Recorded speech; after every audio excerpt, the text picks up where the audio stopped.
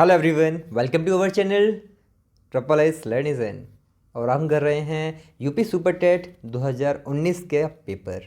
इस पेपर के कुछ क्वेश्चंस हम कल एक वीडियो में कर चुके हैं, जिसका आज आपको वीडियो मिल गया होगा।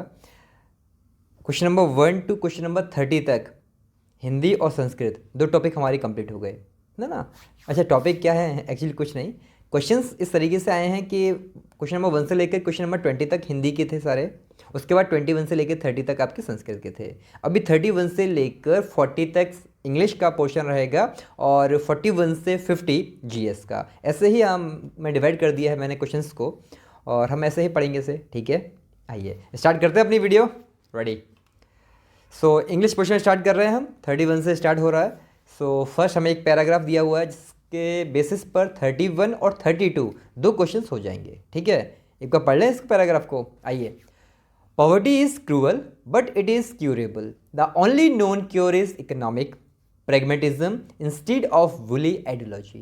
In the field of economics, the tree of ideology has never bore any fruit.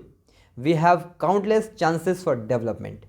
Opportunities multiply when they are seized, they die when neglected. We have barely tapped our immeasurable potential for growth. Immense manpower, superb skills, and enterprise are to India what oil is to the Middle East. The only difference is that the oil will be depleted one day, but our human resources will never be. देखा, वो poverty के ऊपर दिया हुआ है और India के context में देख सकते हैं इसको। चलिए, समझ में आ गया होगा। Very easy paragraph. आइए question number 31। Which of the following is most opposite in meaning of the word deplete as used in the passage? Deplete का अपोजिट बताना है। सो डिप्लीट का अपोजिट देखिए, एम्प्टी नहीं है, क्वेंच नहीं है, इन्फ्लेट नहीं है, तीनों का सेम मीनिंग निकल रहा है। तो ऐसे भी देख सकते हैं, डिप्लीट का मीनिंग नहीं पता तो, है ना। और पैराग्राफ अगर आप देखेंगे तो क्या last line, second last line, the only difference is that the oil will be depleted one day, है ना। क्या हो जाएगा? ख़त्म हो जाएगा एक दिन ऑयल। तो तीनों लगभग वैसे ही मीनिंग दे रहे हैं। क्या बच्चा? रीजनरेट। सो करेक्ट आंसर यानी opposite of deplete is regenerate. ठीक है, आइए question number 32। According to the author ideology in the context of economics. अब इकोनॉमिक के अकॉर्डिंग हमें बताना है, इकोनॉमिक के पॉइंट ऑफ व्यू से आइडियोलॉजी क्या है। पैराग्राफ में हम पढ़ चुके हैं ना कि आइडियोलॉजी ऐसा कोई रिजल्ट नहीं देता कोई, है ना। इट इज़ अ ट्री, जो कि ऐसा कोई फल नहीं देता, ऐसा एक ट्री है। इस तरीके से देखिए क्या कह रहे हैं ये। अगर आपको सेम याद आएगा तो बी ऑप्शन सही है ना। एक बार मैं फिर भी पढ़ के दिखा देता हूँ आपको। क्या ideology is the most important consideration? बिल्कुल अलग जा रहा है।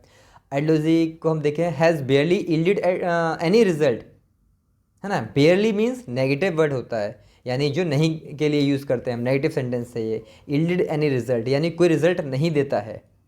यस, इकोनॉमिक्स के अकॉर्डिंग यही है। और आगे देखा, is not a futile consideration, has prove to be a basic requirement. नहीं, देखिए बाकी सारी चीज़ें लगभग पॉजिटिव बता रहे हैं आइडियोलॉजी के बारे में, लेकिन इकोनॉमिक्स के अकॉर्डिंग, पैराग्राफ के अकॉर्डिंग, इकोनॉमिक्स के पॉइंट ऑफ व्यू से आइडियोलॉजी क्या है? हैज़ बेयरली यील्डेड एनी रिजल्ट, कोई रिजल्ट नहीं देती है। देखिए, ठीक है। Next, fill in the blanks with the correct pronoun in the following sentence. pronoun भरना है। one should love dash country, of course one's country। his नहीं हो सकता, he होता तो his हो जाता, her नहीं हो सकता, she होता तो her होता, my भी नहीं हो सकता, अगर सब्जेक्ट I होता तो ही प्रोनाउन हम my यूज़ कर सकते थे। सो अभी क्या यूज़ होगा? one's। ठीक है, नेक्स्ट देखिए, the number of whorls and consonant sounds in English is indicated respectively by. यहाँ पर हमें वॉल्स और कॉन्सोनेंट के साउंड्स बताने हैं। इंग्लिश अल्फ़ाबेट जो है उसमें कितने साउंड्स होते हैं वॉल्स के, और कितने साउंड होते हैं कॉन्सोनेंट के। ठीक है, 22 नहीं, 539 no, 1034 no, 2024 yes. So option number 4 is the correct answer. Next question देखिए, identify the direct narration of the given sentences. It means आपको इनडायरेक्ट दे रखा है, आपको डायरेक्ट बताना है। चलिए पढ़िए, एक बार मैं आपको पढ़ के दिखा देता हूँ क्या है sentence. Atul informed his friend that he could make use of his bike while he was away. चलिए देखिए, फर्स्ट ऑप्शन है हमारे पास, Atul share to his friend, okay, you will make use of my bike while I was away. Atul said to his friend, okay, use my bike while I go away.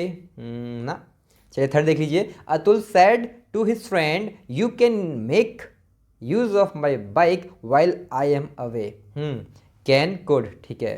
Third option हो सकता है ना. Fourth देख लीजिए एक बार, क्या इससे भी अप्रोप्रिएट कोई ऑप्शन है क्या. अतुल आज हिज फ्रेंड विल यू, नहीं. Option number 3 is correct answer. ठीक है ना. आइए question number 36. Identify the parts of speech of the underline word in the following sentence. He is intelligent enough to solve this sum. इस sentence में जो enough word है हमें बताना है ये कौन सा पार्ट ऑफ स्पीच है. इट इज एडवर्ब ना. Adjective no. प्रीपोजिशन बिल्कुल नहीं. नाउन नहीं. So adverb. Find out the subject in the following sentence. Sentence है इसमें सब्जेक्ट बताना है. On the top of the hill lives a hermit. Subject और प्रेडिकेट क्या रहते हैं. जिस ऑब्जेक्ट के बारे में, जिस थिंग के बारे में, जिस पर्सन के बारे में वो सेंटेंस बताया जा रहा है, तो दैट ऑब्जेक्ट, थिंग या पर्सन सब्जेक्ट होगा आपका. जो भी कुछ बताया जा रहा है, anything which is going to tell about that animal या आपका पर्सन, प्लेस जो भी है, तो जो भी बात बताई जा रही होगी, बाकी सारी चीज़ें, यानी उस पर्सन, प्लेस, एनिमल को छोड़ दिया जाए तो बाकी सारी चीज़ें क्या होंगी आपके प्रेडिकेट. आइए देखिए. On the top of the hill lives a hermit. किसके बारे में बात कर रहे हैं. हर्मिट के बारे में ऑफ कोर्स. तो द हिल नहीं, the hermit, a hermit. On the top ना, on the top of the hill नहीं. तो आपका क्या रहेगा. Yes, a hermit is a subject. So in the following sentence change the verb to the past tense. Past में change करना है. Verb देखिए क्या है. She hides her face for shame. Hides. So hides के लिए क्या पास्ट टेंस रहेगा. हिडन, हाँ नो. हाइड वो तो सेम है. Hid, okay. Hidded, no. So hid is the correct option. Hide, hid, hidden. So identify the type of the sentence given below. किस type का सेंटेंस है. How will she sings. Question नहीं पूछा जा रहा. How will she sings. Exclamatory sentence ना. Exclamation mark है तो it is so simple. Which of the following sentences is correct. कौन सा सेंटेंस करेक्ट है. He is an European citizen. वो यूरोपियन सिटीजन है. अरे वैसे यूरोपियन लिख देते, सिटीजन जरूरत ही नहीं है लिखने की. गलत हो गया. An 1 rupee note. 1 rupee an है, ऐसा होता है क्या. अरे 1 रुपया नोट. या I donated an unit of blood. अरे अ यूनिट ऑफ ब्लड. और फोर्थ है an FIR was launch against him. ठीक है. Fourth option is the correct answer. सो हमारे 40 क्वेश्चन थे, यानी 40 क्वेश्चन नंबर तक, यानी 10 क्वेश्चन आपके इंग्लिश के थे, वो कंप्लीट हो गए. अब नेक्स्ट बढ़ते हैं हम GS पोर्शन की तरफ. ओके. सो क्वेश्चन नंबर 41 और GS के अकॉर्डिंग देखेंगे तो फर्स्ट क्वेश्चन क्या है. The first Muslim president of the Indian National Congress was. Indian National Congress जो है, भारतीय राष्ट्रीय कांग्रेस के पहले मुस्लिम अध्यक्ष कौन थे. अबुल कलाम आज़ाद, रफ़ी अहमद किदवई, बदरुद्दीन तैयब जी या हाकिम अजमल खान. तो पहले Muslim president of Indian National Congress was Badruddin Tyabji ना. Third option is correct. Next देखिए. Name the leader who died of injuries from lathi charge during the course of demonstration against the Simon Commission. Simon Commission के खिलाफ जो आपका लाठी charge हुआ था, उस लाठी चार्ज में कौन चोट से मर गए थे. उस लाठी चार्ज के द्वारा जो चोट लगी, उन चोटों से कौन मर गया. Lala Lajpat Rai, Govind Ballabh Pant, doctor Satyapal, doctor Kitchlew. So Lala Lajpat Rai है ना. So first option is the correct answer. Lala Lajpat Rai died during the lathi charge which was demonstrated against the Simon Commission. Next question देखिए 43. The Rajya Sabha can delay the money bill sent for its consideration by the Lok Sabha for a maximum period of. Rajya Sabha, Lok Sabha के द्वारा जो उसे money bill दिया गया है consideration के लिए, उसके कोई पारित करने के लिए, पास करने के लिए, तो राज्यसभा अपने पास उस मनी बिल को कितने दिन तक रख सकती है. सो 10 डेज़ के लिए, 12 डेज़ के लिए, 14 डेज़ के लिए, 16 डेज़ के लिए. Correct answer is option number 3, 14 days. The southernmost point of peninsular India, that is Kanyakumari, is in the. हाँ, पेनिनसुलर इंडिया का सदर्न मोस्ट पॉइंट जो है कन्याकुमारी, वो कहाँ पर सिचुएटेड है according to the options. Option number 1 is north of the Tropic of Cancer. Tropic of Cancer के north में, अरे नॉर्थ में कैसे हो सकता है, वो तो हमारा नॉर्थ पार्ट है, जम्मू कश्मीर वगैरह है, जम्मू कश्मीर, पंजाब, हरियाणा, उत्तर प्रदेश, इनको हम देख सकते हैं नॉर्थ में, तो ऑप्शन नंबर 1 नहीं हो सकता। South of the Tropic of Capricorn, अरे ट्रॉपिक ऑफ कैप्रिकॉन तो दूर दूर तक नहीं है। चलिए, north of the equator, we can, हमारा पूरा इंडिया ही नॉर्थ है, इक्वेटर के नॉर्थ में है, तो उसका जो सदर्न मोस्ट पॉइंट जो है वो लगभग आप देखेंगे तो इक्वेटर के नॉर्थ में है। ओके हो जाएगा option. South of the equator, ना जी ना। So option number 3 is the correct answer. The southernmost point of peninsular India, that is Kanyakumari, is in the north of the equator. Next question है, which of the following ocean currents does not belong to Atlantic Ocean. Atlantic Ocean से कौन सी ocean current है वो belong नहीं करती, यानी Atlantic ocean में नहीं बहती। कौन सी है? अगुलास, लेब्राडोर, फ्लोरिडा या कैनरी। तो राइट आंसर इज अगुलास। ठीक है, नेक्स्ट देखिए, Nathula pass is situated in which state of India. Nathula pass कहाँ पर है? सिक्किम में। यस, अरुणाचल प्रदेश, आसाम, मेघालय ना। Right answer is Sikkim. In India poverty is estimated on the basis of, हमें बताना है भारत में जो पॉवर्टी है वो किस बेसिस पर एस्टिमेट की जाती है, आकलन किस बेसिस पर लगाया जाता है, आधार क्या होता है उस गरीबी को नापने का, उसको मेज़र करने का, ठीक है, किस बेस पर उसको कहा जाता है कि भारत में इतनी गरीबी है। तो देखिए, हाउस होल्ड कंजप्शन एक्सपेंडिचर, घर के कंजप्शन पर जो खर्च किया जाता है, यानी घर खर्ची जो करते हैं हम, एक घर से कितना खर्च हो रहा है, इस बेसिस पर कैपिटा इनकम, हर एक की आय कितनी है, पर कैपिटा एक्सपेंडिचर, हर एक खर्च कितना कर रहा है, या नन ऑफ द अबव, या कोई भी नहीं। देखिए, घर के काम में जो चीज़ें आ रही हैं उस पर हम खर्च कितना कर सकते हैं, इससे ही पता चलता है कि हम कितने गरीब हैं और कितने अमीर। सो first option is the correct answer. Who among the following was the first president of the constituent assembly of India.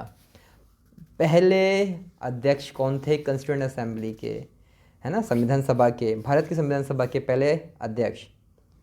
Doctor Sachchidanand Sinha, doctor Rajendra Prasad, doctor BR Ambedkar या प्रोफेसर HC मुखर्जी। राजेंद्र प्रसाद तो नहीं लग रहा है किसी को, नहीं। पहले कौन थे? डॉक्टर सच्चिदानंद सिन्हा। ठीक है, और डॉक्टर भीमराव अम्बेडकर कौन थे? ड्राफ्ट कमेटी के अध्यक्ष। ठीक है ना। देखिए, Kakori conspiracy case took place in, जो काकोरी कांड हुआ था वो कब हुआ था? 1920 में, 1925 में, 1930 या 1935?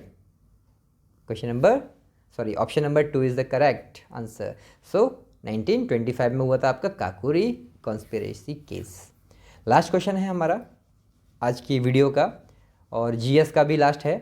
सो 50th question is, the first national park established in India. Bharat में पहला नेशनल पार्क जो एस्टैब्लिश हुआ था वो कौन सा है? मानस, पेरियार, दुधवा या फिर जिम कॉर्बेट? अरे सबको पता होगा, Jim Corbett national park is the first national park established in India. ठीक है, आई होप आपको वीडियो पसंद आई होगी, और हमारी अभी नेक्स्ट वीडियो जो आएगी वो क्या होगी? CDP और साइंस की, यानी अब जो क्वेश्चंस आएंगे, आगे जो क्वेश्चंस हैं उसमें CDP होगी, फिर साइंस होगा। ठीक है, तो वीडियो को ऐसे ही देखते रहिए, और अगर फिर आपका कोई डाउट रहता है कुछ कमेंट में आप लिख सकते हैं, जो कुछ बताना चाहते हैं मुझे, आपकी कोई रिक्वेस्ट है तो please you are most welcome, और उसे आप कमेंट में लिखिए, आई विल कंसिडर इट। हाँ, okay, take care, bye bye.